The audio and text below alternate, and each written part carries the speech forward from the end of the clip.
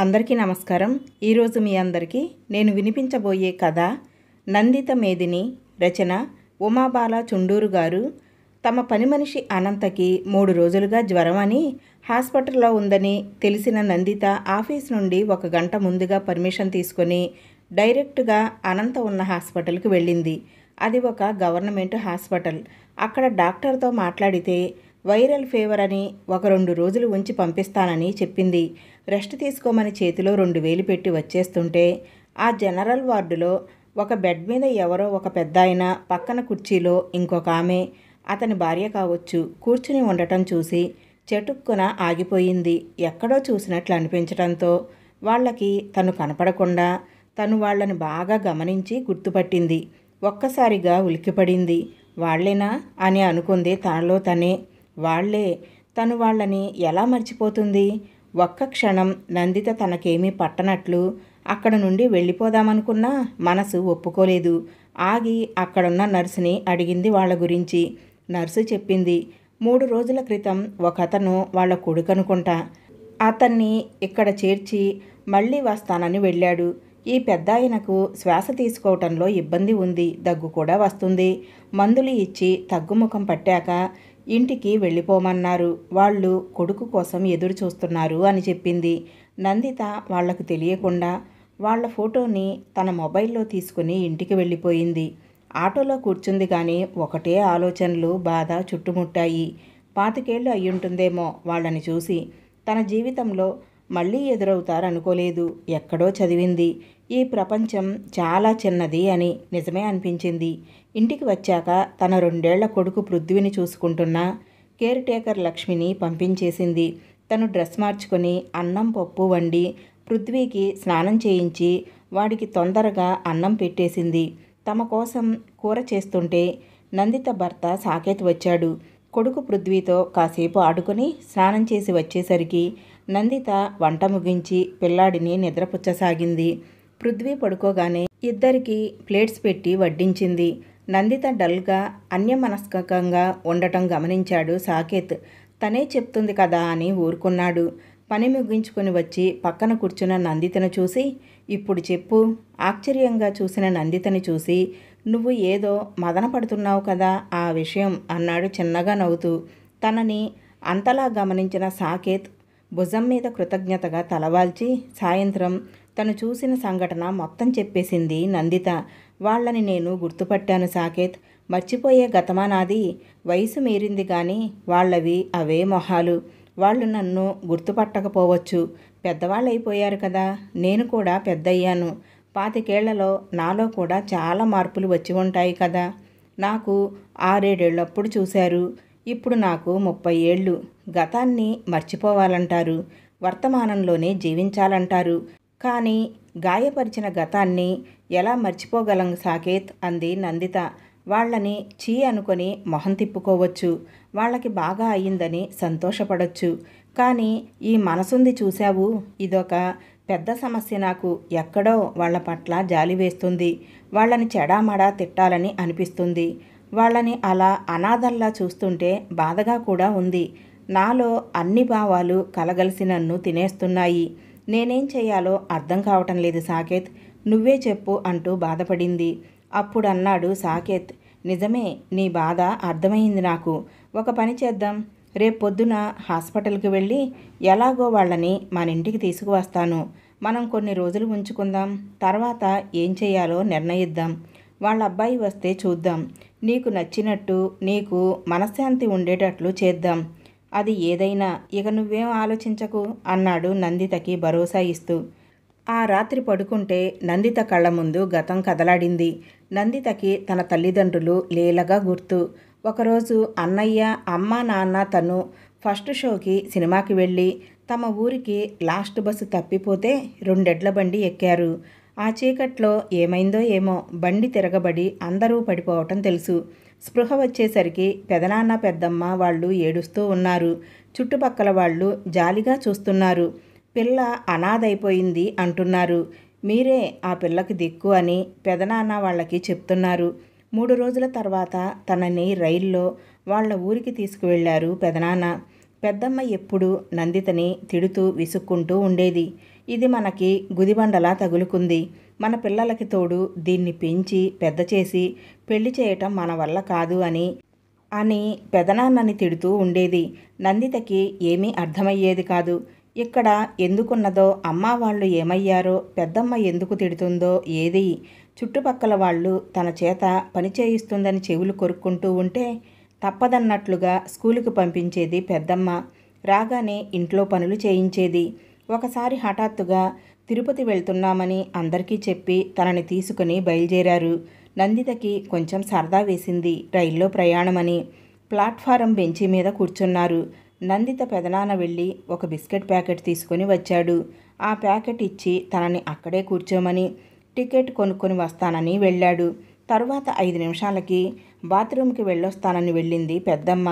Nanditha biscuits తింటూ కూర్చుంది. వాళ్ళు ఎంతసేపటికి రాలేదు. చీకటి పడుతుంది. భయం వేసి ఏడుస్తూ కూర్చుంది. ఏడ్చి ఏడ్చి కొంచెం సేపటికి అక్కడే పడుకుండిపోయింది. తెల్లవారేసరికి ఒక అనాథ ఆశ్రమంలో ఉంది. అక్కడ తన పేరు, ఊరు, అమ్మా నాన్నల పేర్లు అడిగారు. నందిత భయంతోనో షాక్తోనో ఏదీ చెప్పలేకపోయింది. ఎవరో మహానుభావుడు అక్కడికి తీసుకుని వచ్చాడట. వాళ్ళు పోలీసులకి ఫిర్యాదు చేశారు.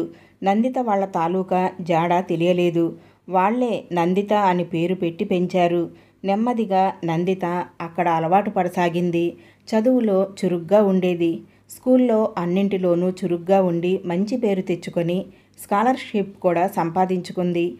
టీచర్లు తను అనాథని తెలిసి మరింత ప్రేమగా ఉండేవారు. తను అంత పట్టుదలగా చదువుతుంటే అందరికీ చూపించి మెచ్చుకునేవారు. నందిత మేదిని అంటే ప్రార్థించతగినది అనే అర్థం అని తెలుగు మాస్టారు చెప్పేవారు. వాళ్ల సహాయంతోనే 10వ క్లాసు మంచి మార్కులతో పాసై గవర్నమెంట్ కాలేజీలోనే ఇంటర్, డిగ్రీ కంప్యూటర్స్ చదివింది. క్యాంపస్ సెలక్షన్స్లో ఉద్యోగం కూడా సంపాదించుకుంది. అక్కడే సాకేత్ పరిచయం. సాకేత్ అక్కడ మేనేజర్గా చేసేవాడు. నందిత అతనికే రిపోర్ట్ చేసేది. సాకేత్కి ఇంకేదో పెద్ద ఉద్యోగం వచ్చి వేరే కంపెనీకి వెళ్ళిపోయాడు. తరువాతే అతనితో స్నేహం పెరిగింది. నందిత గురించి అతనికి అంతా తెలుసు. నందిత నచ్చి ఆమె ఎన్ని అభ్యంతరాలు చెప్పినా నచ్చజెప్పి తన ఇంట్లో వాళ్ళని కూడా ఒప్పించి నందితని పెళ్లి చేసుకున్నాడు. తరువాత నందిత సంతోషంగానే ఉంది. మంచి ఏరియాలో సొంత ఫ్లాట్, కారు అమర్చుకున్నారు. ఒక అబ్బాయి పృథ్వీ, వాడికి 2 ఏళ్ళు. వాడిని చూసుకోవటానికి లక్ష్మి అనే ఒక ఆమెని పెట్టుకున్నారు. సాకేత్ తల్లిదండ్రులకి ఇంకో కొడుకు, కూతురు కూడా ఉన్నారు. వాళ్ళు వాళ్ళ ఊళ్ళోనే ఉంటూ పిల్లల దగ్గరికి వచ్చిపోతూ ఉంటారు. ఇలాంటి తరుణంలో నందిత తన పెదనాన్న, పెద్దమ్మలని చూసి గుర్తుపట్టింది. వాళ్ల వల్ల తను ఎవరూ లేనట్లు అనాథలా పెరగటం ఎంత నరకమో అనుభవించినా తనకి తెలుసు. దేవుడి దయ వల్ల ఎవరో మంచివాళ్ళు చూసి ఏదో ఆశ్రమంలో చేర్పించారు కాబట్టి తను సక్రమంగా పెరిగింది. లేకపోతే అని ఆలోచిస్తే గగుర్పాటు కలుగుతుంది నందితకి ఎప్పుడూ. తన నిర్ణయం సరైనదేనా? నిజంగానే తనకి జరిగిన అన్యాయం గురించి వాళ్ళని ప్రశ్నిద్దామని తనకి ఉందా? ఏదీ అర్థం కావటం లేదు. సరే చూద్దామని బలవంతంగా నిద్రకి ఉపక్రమించింది. మర్నాడు సాకేత్ తను లేటుగా ఆఫీసుకి వెళ్తానన్నాడు. నందిత ఆ రోజు సెలవు పెట్టింది. సాకేత్ హాస్పిటల్కి వెళ్ళి తన కారులో వాళ్ళని తీసుకువచ్చాడు. వాళ్ళు ఇంత చక్కని ఇంట్లోకి తమను తీసుకువచ్చిన సాకేత్ని ఆశ్చర్యంగా చూశారు. వాళ్ళని కూర్చోమని, వీళ్లే నా స్నేహితుడి తల్లిదండ్రులు. నేను చెప్పాను కదా, వీళ్ళ అబ్బాయి రాంప్రసాద్ నాకు స్నేహితుడు. మేం కొన్నాళ్ళు ఆ ఊళ్ళో ఉండి నాన్నగారికి ట్రాన్స్ఫర్ అవటంతో అక్కడి నుండి వచ్చేశాం. నాకు అతనికి స్నేహం కొనసాగుతుంది. నిన్ననే నాకు ఫోన్ చేసి చెప్పాడు. కొంచెం బిజీగా ఉన్నాను.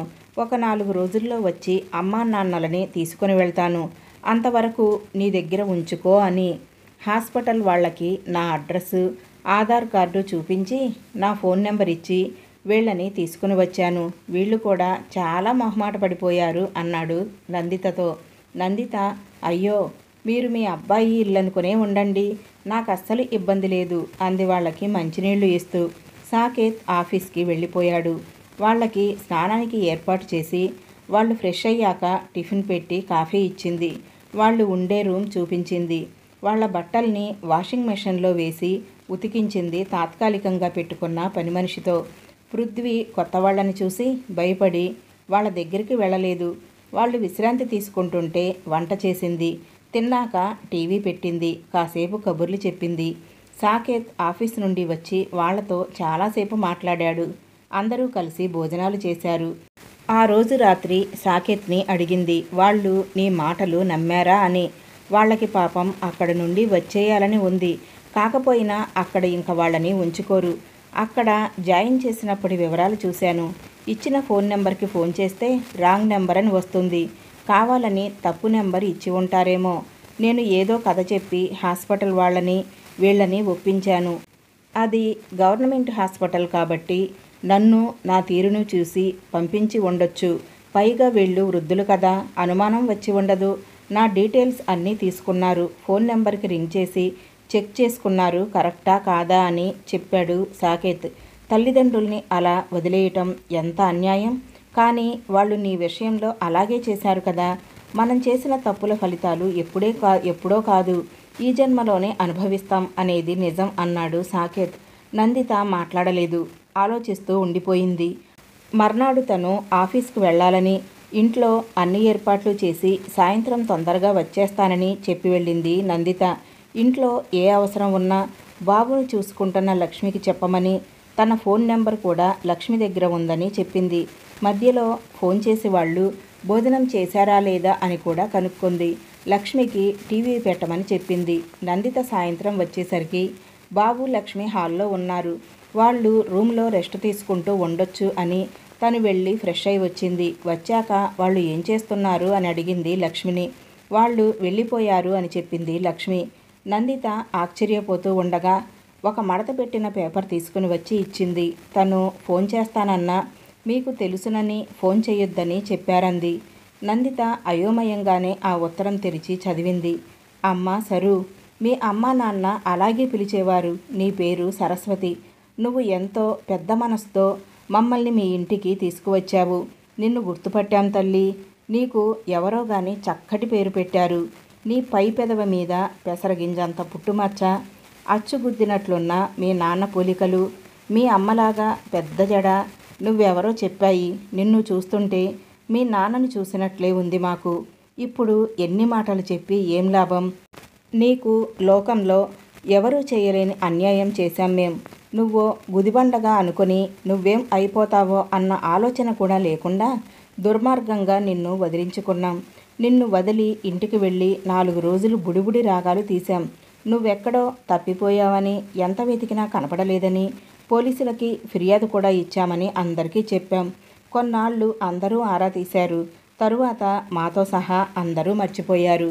వయసులో కన్ను మిన్ను కానక చేసిన పని వయసు మీరాక మమ్మల్ని సుఖంగా ఉండనివ్వలేదు. ఎంత తప్పు చేశామో అర్థమయ్యింది. నిజంగా 4 పిల్లల్ని పెంచిన మాకు నిన్ను పెంచటం కష్టం కాదు. అయినా నిన్ను అమానుషంగా వదిలించుకున్నాం.